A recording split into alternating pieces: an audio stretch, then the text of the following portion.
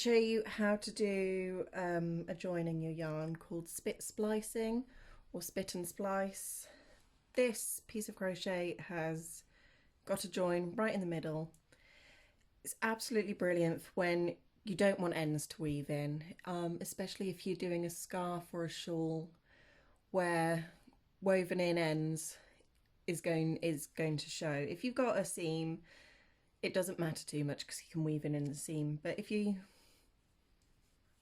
want a nice piece with no ends, almost an invisible join in your yarn, then spit splicing is brilliant. Somewhere around here.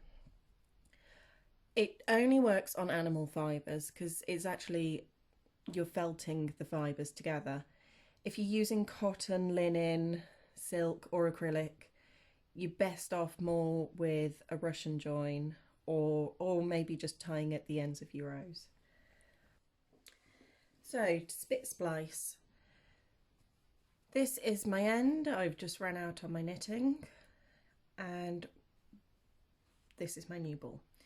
So we separate the fibres and the plies. This is a 3-ply yarn, so it's got 3 strands twisted together. So I'll separate it into a 1 and a 2. If you've got a 4-ply yarn, separate it into a 2 and a 2. Do the same again on this piece. Sorry. And what I like to do is just, I mean, this one's got quite fluffed up ends. This has got, you might be able to see, it's got really straight, clean cut, and I just want to fluff those ends up, and it will help hide the join more. So I'm going to hold my 2 strands. It doesn't matter which one you're doing, whether it's 2 strands from your new ball or 2 strands from the piece you've just run out of. Hold these 2 together. So you've got 2 strands from your new ball and 1 from your knitting. And spit, I just lick my hand and rub. So it's almost a process of wet felting. So you've got moisture, heat and agitation, and that just gets those fibres starting to tangle together. You can see they're starting to felt ever so slightly, and you just work up. It will work with alpaca, superwash wools,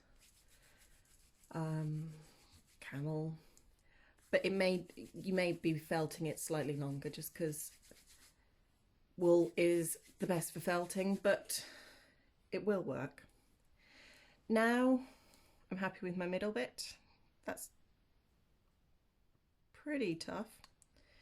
I'm not going to yank it, obviously. You don't want to undo all that work you've just done.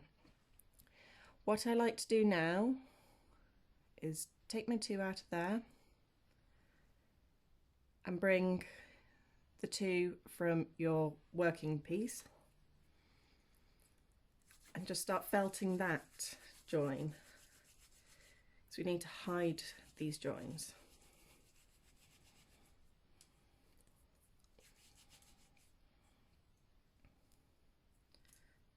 And just, I don't like to cut, I like to pull them off because you get too much of a clean cut and the fibres don't like to tangle together then. And then same here, I will just break these fibres off.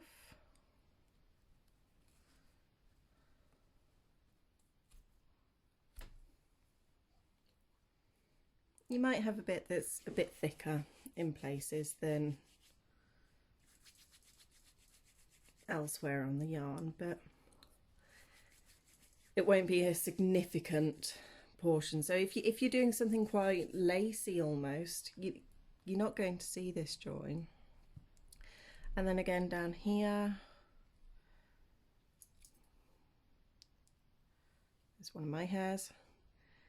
That one's quite fluffy, I'll leave that one as it is. I'm going to yank off that piece of grey, spit and rub. Now that piece. So there's our join. It's pretty even all the way across. You've not got a massive big lump, you've not got a massive knot. It's brilliant if you're doing something that's slightly more open, because you're not going to have a thicker piece in your knitting or your crochet. It is quite firm. If you yank it, it will break. It's just in the nature of yarn, really, isn't it? But the whole join in itself is, I've done it from there to there. So as that's worked into your knitting or your crochet, these ends aren't going to come out, and you're not going to find that it works its way out as you knit or even as you wear it. So I highly recommend this for joining new yarns of animal fibres, and I hope you found this useful. Thank you for watching. Happy crafting. Bye.